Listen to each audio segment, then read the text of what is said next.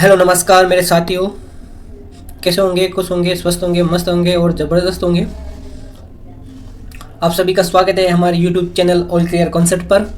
आज मैं लेकर आया हूँ कीमोथेरेपी फार्मेकोलॉजी की सेकंड यूनिट है कीमोथेरेपी। आज हम कीमोथेरेपी पढ़ने वाले हैं। तो बिना देरी के हम शुरू करते हैं कीमोथेरेपी। इसका आइए सबसे पहले हम इंट्रोडक्शन देखते हैं।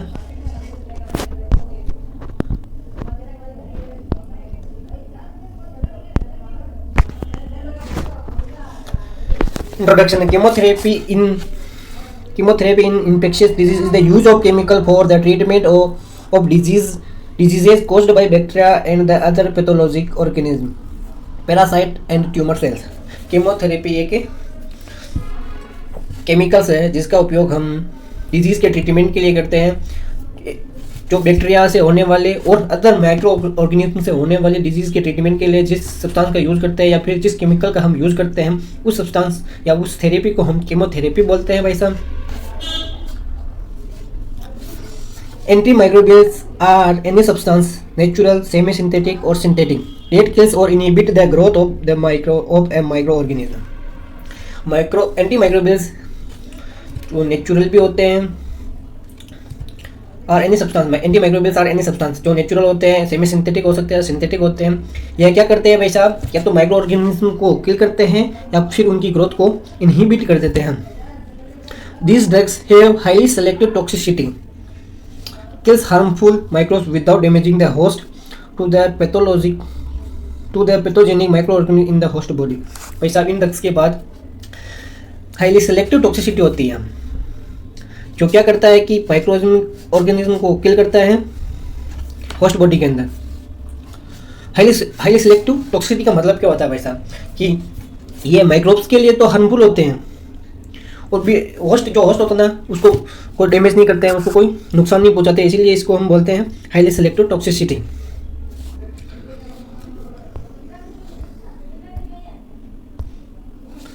The word antibiotic is derived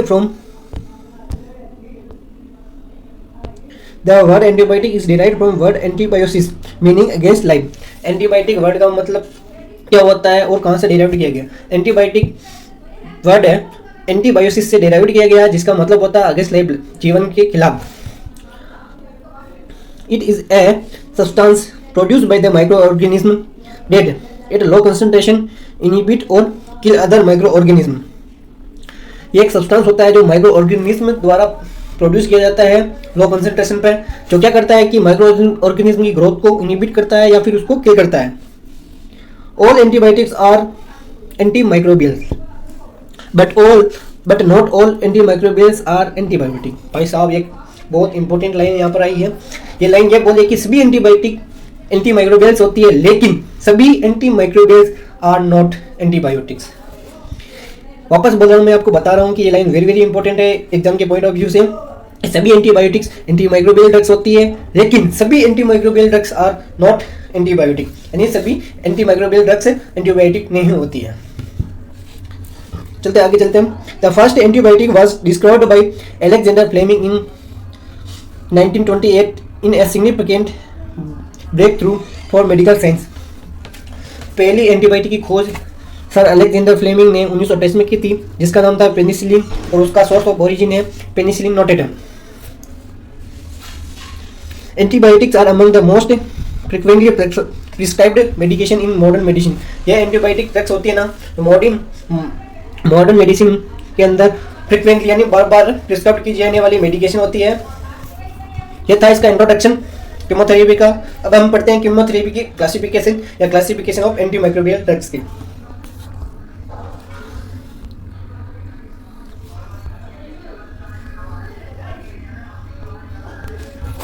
classification of antimicrobial drugs. पहला क्लासिफिकेशन पढ़ते हैं based on source of origin, यानी सोर्स ऑफ ओरिजिन के आधार पर क्लासिफिकेशन देखते हैं। Classification of antimicrobials based on source of origin. एक साइड में सोर्स ऑफ ओरिजिन है और एक साइड में एग्जांपल दे रखे हैं। तो आइए सबसे पहले हम पढ़ते हैं। पहला सोर्स होता है, सोर्स ऑफ ओरिजिन आता है पहला फंगस या फंगस। इसके एग्जांपल है penicillin, cephalosporin, griseofulvin. Second source of origin आता है हमारा बैक्टीरिया। सोर्स ऑफ ओरिजिन का मतलब होता है जिस सोर्स से एंटीबायोटिक या एंटी माइक्रोबियल ड्रग्स को ओरिजिनेट किया जाता है या ऑब्टेन किया जाता है, उसी को हम बोलते हैं source of origin. Second source होता है हमारा बैक्टीरिया। इसका एग्जांपल है polymyxin B, tyrothricin, colistin, aztreonam, bacitracin. Third source of origin हमारा आता है एक्टिनोमाइसिटीज, जिसके अंदर आता है अमीनोग्लाइकोसाइड, मैक्रोलिड्स, टेट्रासाइक्लिन, पोलिन्स, क्लोरएम्फेनिकोल्स। ये हमारा क्लासिफिकेशन था based on source of origin के आधार पर क्लासिफिकेशन था, जिसके अंदर सोर्स आए थे फंगाई, बैक्टीरिया और एक्टिनोमाइसिटी। इसके फंगाई का एग्जांपल था पेनिसिलिन, सिफलोस्पोरिन और ग्रेसियोफुल्विन। बैक्टीरिया वाले एग्जांपल है पॉलीमिक्सिन बी, थायरोथीरिसिन, कोलिस्टिन, एजिथ्रोनाम और बेसिटेरासिन। और एक्टिनोमाइसिटीज के एग्जांपल थे अमीनोग्लाइकोसाइड्स, मैक्रोलिड्स, टेट्रासाइक्लिन, पोलिन्स, क्लोरएम्फेनिकोल्स। ये हमारा था पहला क्लासिफिकेशन। सेकंड क्लासिफिकेशन पढ़ते हैं केमिकल स्ट्रक्चर के आधार पर। जैसे कौन कौन सी ड्रग्स है जिसका क्लासिफिकेशन हम केमिकल स्ट्रक्चर के आधार पर क्लासिफिकेशन करते हैं उनका। तो सेकंड क्लासिफिकेशन हमारा बेस्ड ऑन केमिकल स्ट्रक्चर। इसके अंदर पहला था sulfonamides and related drugs. Sulfonamides और उससे रिलेटेड जितनी भी ड्रग्स है इसके अंदर आती है। इनके एग्जांपल है sulfadiazine and others, para aminosalicylic acid जिसको शॉर्ट में बोलते हैं PAS, पास बोलते हैं इसको, और सल्फोनाडेप्सोन जिसको हम शॉर्ट में बोलते हैं DDS। ये सल्फोनामाइड और उससे रिलेटेड जितनी ड्रग है वो केमिकल बेस्ड स्ट्रक्चर के अंदर आती है। और केमिकल स्ट्रक्चर के आधार पर सेकंड क्लासिफिकेशन है हमारा इसी के अंदर beta lactam antibiotics, penicillin, cephalosporin, carbapenem. Beta lactam antibiotics के अंदर पेनिसिलिन, सिफलोस्पोरिन, कार्बापेनिम्स, ये तीन ड्रग्स बीटा लैक्टम एंटीबायोटिक्स के अंदर आती है। और थर्ड क्लासिफिकेशन इसी केमिकल स्ट्रक्चर के आधार पर हमारा आता है अमीनोग्लाइकोसाइड, जो वेरी इंपॉर्टेंट है, जो जनरल प्रैक्टिशनर देखते हैं इन्हीं को ज़्यादा यूज करते हैं। इसका एग्जांपल है हमारा अमीनोग्लाइकोसाइड का gentamicin, neomycin, amikacin, tobramycin, streptomycin. ये 5 ड्रग्स आती है अमीनोग्लाइकोसाइड्स के अंदर। एक बार वापस बता रहा हूँ मैं आपको, वेरी वेरी इंपॉर्टेंट है, जो अधिकतर IM रूट द्वारा दी जाती हैं अमीनोग्लाइकोसाइड्स। पहला आता है इसमें gentamicin, neomycin, amikacin, tobramycin, streptomycin. और चौथा क्लासिफिकेशन केमिकल स्ट्रक्चर के आधार पर आता है हमारा टेट्रासाइक्लिन। इसके अंदर आता है डॉक्सीसाइक्लिन, मोनोसाइक्लिन, डोमिसाइक्लोसाइक्लिन, एटिसिन। टेट्रासाइक्लिन के अंदर 3 ड्रग्स आती है, डॉक्सीसाइक्लिन, मिनोसाइक्लिन, डोमिक्लोसाइक्लिन। और फिफ्थ क्लासिफिकेशन केमिकल स्ट्रक्चर के अंदर आता है मैक्रोलिड से। उनका एग्जांपल है इरिथ्रोमाइसिन, एजिथ्रोमाइसिन, क्लेरिथ्रोमाइसिन। और 6 क्लासिफिकेशन केमिकल स्ट्रक्चर के अंदर आता है लिंकोसामाइड एंटीबायोटिक्स, जिसके अंदर आता है क्लिंडामाइसिन, एक ही एग्जांपल है इसके अंदर। और 7 क्लासिफिकेशन केमिकल स्ट्रक्चर के अंदर आता है फ्लोरोक्विनोलोल्स, जिसमें नीलिडेक्सिक एसिड, सिप्रोफ्लोक्सासिन, ओफ्लोक्सासिन, केटीफ्लोक्सासिन इत्यादि ड्रग्स इसके अंदर आती है फ्लोरोक्विनोलोल्स के अंदर। वापस बता रहा हूँ, फ्लोरोक्विनोलोल्स के अंदर नीलिडेक्सिक एसिड होता है, नीलिडेक्सिक एसिड, सिप्रोफ्लोक्सासिन, ओफ्लोक्सासिन, केटीफ्लोक्सासिन। और लास्ट क्लासिफिकेशन हमारे केमिकल स्ट्रक्चर के अंदर आता है डायअमीनोपायरामिडिन्स। इसके अंदर 2 ड्रग्स आती है, ट्राइमेथोप्रिम जिसको शॉर्ट में हम TMP बोलते हैं, और पायरिमेथामिन। डायअमीनोपायरामिडिन्स के अंदर 2 ड्रग्स आती है, ट्राइमेथोप्रिम जिसको शॉर्ट में हम TMP बोलते हैं, और सेकंड ड्रग्स आती है हमारी पायरिमेथामिन। ये क्लासिफिकेशन था हमारे केमिकल स्ट्रक्चर के आधार पर। और थर्ड क्लासिफिकेशन हम देखते हैं भाई साहब, ये सॉरी पूरा नहीं हुआ है, बाकी और भी है इसके अंदर।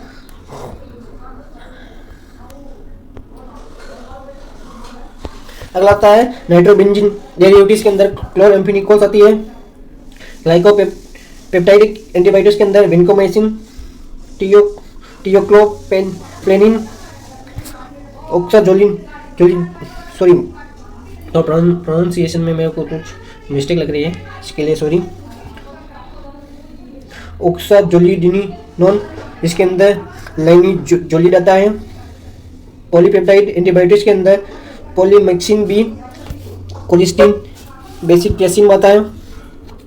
तो नाइट्रोफ्यूरिन डेरिवेटिव्स के अंदर नाइट्रोफ्यूरेंटियोन होता है, फ्यूराजोलिडोन होता है, नाइट्रो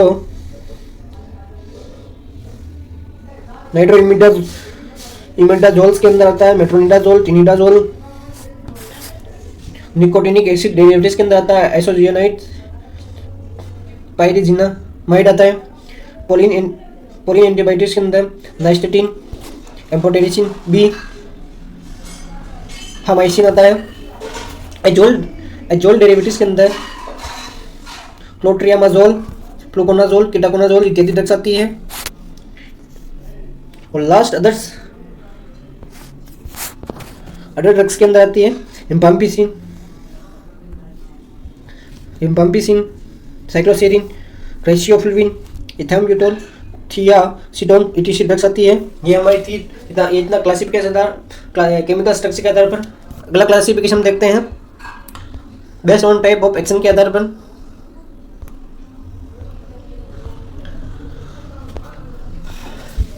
हमारा third classification based on the type of action, किस प्रकार का एक्शन करता है उसके आधार पर ड्रग्स का क्लासिफिकेशन देखते हैं।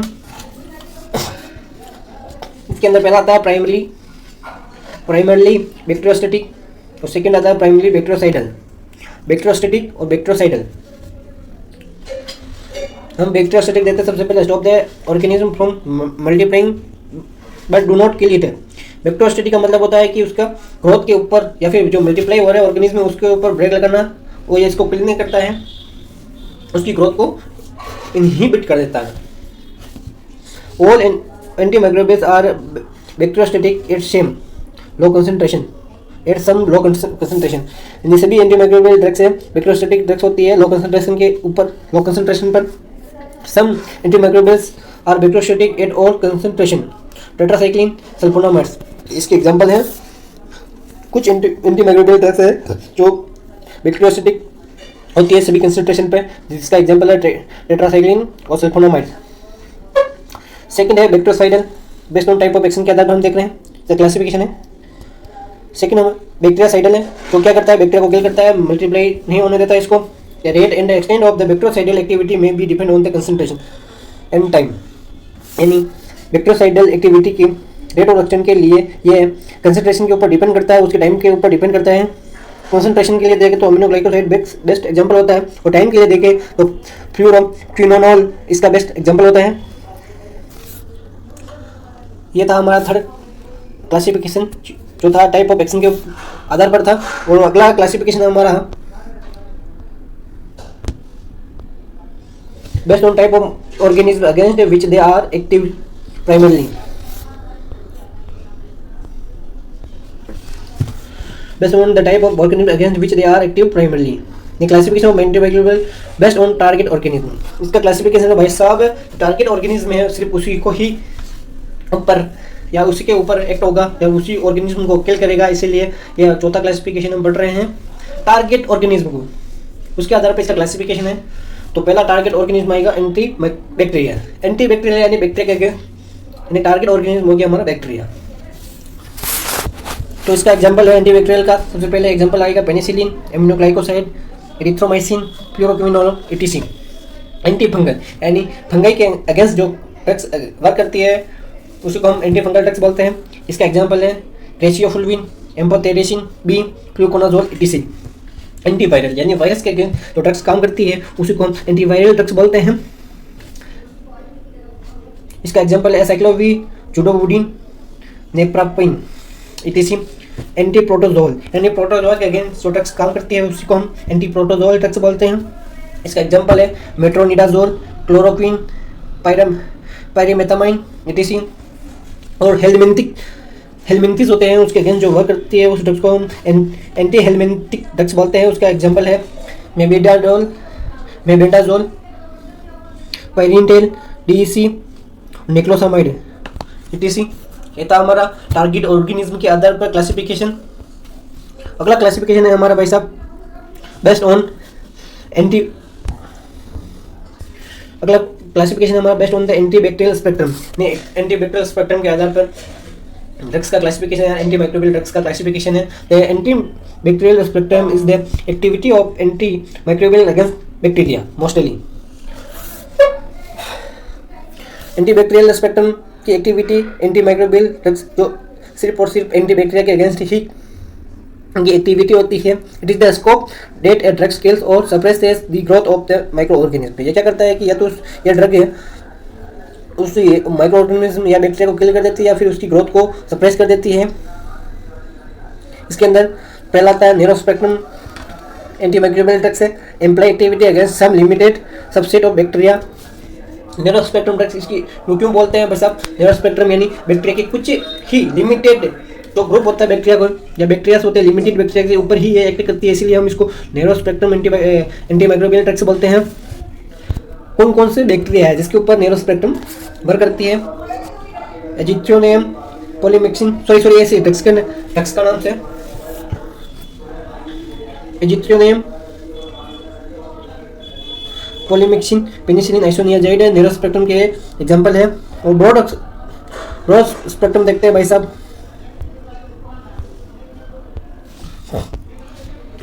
Broad spectrum usually implies activity against the wide range of bacteria, perhaps even the all genera, and may imply activity against mycoplasma, rickettsia, chlamydia, जिसके example MEP, tetracycline, quinolones. Broad spectrum antibiotics है जो bacteria के wide range के against work करती है, और कुछ bacteria है जिसके अगेंस्ट भी वर्क करती है जैसे माइकोप्लाज्मा, रिकेट्सिया, क्लेमाइडिया। उसके एग्जांपल है tetracycline, quinolones. Intermediate spectrum for example penicillin और क्लेब्यूनिलिक एसिड और सिप्लोस्पोरिन्स इंटरमीडिएट स्पेक्ट्रम के अंदर वर्क करती है। ये था हमारा फिफ्थ क्लासिफिकेशन है, सब बैक्टीरियल स्पेक्ट्रम के आधार पर उसका क्लासिफिकेशन। 6 क्लासिफिकेशन हमारा based on mechanism of action of antimicrobial agent.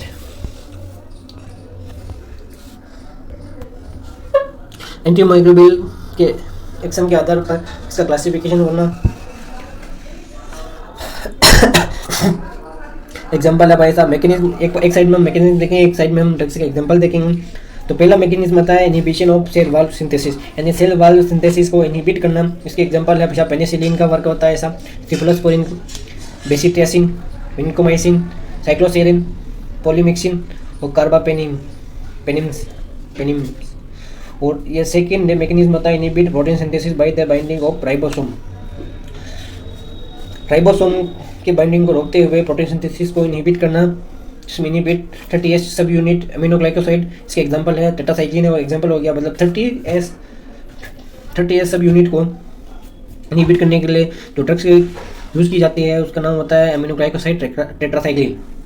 और 50S सब यूनिट को इनहिबिट करने के लिए मैक्रोलिड्स, क्लोराम्फेनिकोल, क्लिंडामाइसिन, लाइनाजोलिड, सेप्टोग्रामिन्स इसके एग्जांपल है। डैमेज सेल मेम्ब्रेन को डैमेज करने के लिए जिस ड्रग्स का उपयोग किया जाता है उसका नाम है polymyxin, polyenes, amphotericin B, colistin, nystatin. Causes misreading of mRNA code and affect permeability. Amino glycosides example है स्ट्रेप्टोमाइसिन, जेंटामाइसिन। पैसा हमारा जो mRNA होता है उसके mRNA कोड है उसकी मिस रीडिंग को कोज करने के लिए किस ड्रग्स का उपयोग किया जाता है उस ड्रग्स का नाम है अमीनो ग्लाइकोसाइड। इसके अंदर स्ट्रेप्टोमाइसिन, जेंटामाइसिन, और उसकी परमेबिलिटी को भी अफेक्ट करता है मैकेनिज्म एक्शन के आधार पर। Interfere with DNA function, DNA function के साथ इंटरफेयर करने के लिए जिस ड्रग्स का यूज किया जाता है उसका नाम है रिम्फाम्पिसिन। इंटरफेयर विद डीएनए सिंथेसिस, वो तो था रिम्फाम्पिसिन डीएनए फंक्शन के साथ इंटरफेयर करना, यह डीएनए सिंथेसिस के साथ ही इंटरफेयर करना, इसका नाम है एसाइक्लोविर, चिडोवुडिन। और इनहिबिट डीएनए ग्राइएज एक एंजाइम होता है, उसको इनहिबिट करने के लिए फ्लोरोक्विनोनोल्स का उपयोग किया जाता है। इंटरमीडिएटरी मेटाबॉलिज्म इंटरफेरेंस के लिए जिस ड्रग्स का उपयोग किया जाता है मेटाबॉलिज्म इंटरफेरेंस के लिए यूज किए जाने वाले ड्रग्स होते हैं sulfonamides, trimethoprim PAS, metronidazole, pyrimethamine sulfones. mRNA messenger ribonucleic acid DNA, इसकी फुल फॉर्म mRNA की मैसेंजर राइबोन्यूक्लिक एसिड है, डीएनए डीऑक्सी राइबोन्यूक्लिक एसिड है, पास का पैरा अमीनो सैलिसिलिक एसिड है। ये था हमारा क्लासिफिकेशन पे, ये था हमारा क्लासिफिकेशन। पहला क्लासिफिकेशन हमने पढ़ा था उसकी सोर्स ऑफ ओरिजिन के आधार पर। सेकंड हमने पढ़ा था भाई साहब कि उसकी केमिकल स्ट्रक्चर के आधार पर। थर्ड हमने पढ़ा था कि टारगेट ऑर्गेनिज्म के आधार पर उसका जो वर्क होता है उसके आधार पर इसका क्लासिफिकेशन देखा था हमने। थर्ड नंबर पर हमने देखा था टाइप ऑफ एक्शन के आधार पर। फिफ्थ नंबर पर हमने स्पेक्ट्रम में जो एंटीबैक्टीरियल स्पेक्ट्रम के आधार पर इसका क्लासिफिकेशन देखा था। और फिफ्थ हमने जो एंटी माइक्रोबियल है उसके एक्शन के आधार पर, जो एंटी माइक्रोबियल एजेंट है उसके एक्शन के आधार पर, हम मैकेनिज्म ऑफ एक्शन के आधार पर हमने इसका क्लासिफिकेशन देखा था। ये 6 क्लासिफिकेशन है, ये आपको याद करना है। एग्जाम आए तो थोड़ा थोड़ा लिख देना। आज के लिए इतना ही, धन्यवाद। Thank you for watching. हमारे चैनल को लाइक से सब्सक्राइब कमेंट जरूर करें। धन्यवाद, वेरी वेरी धन्यवाद।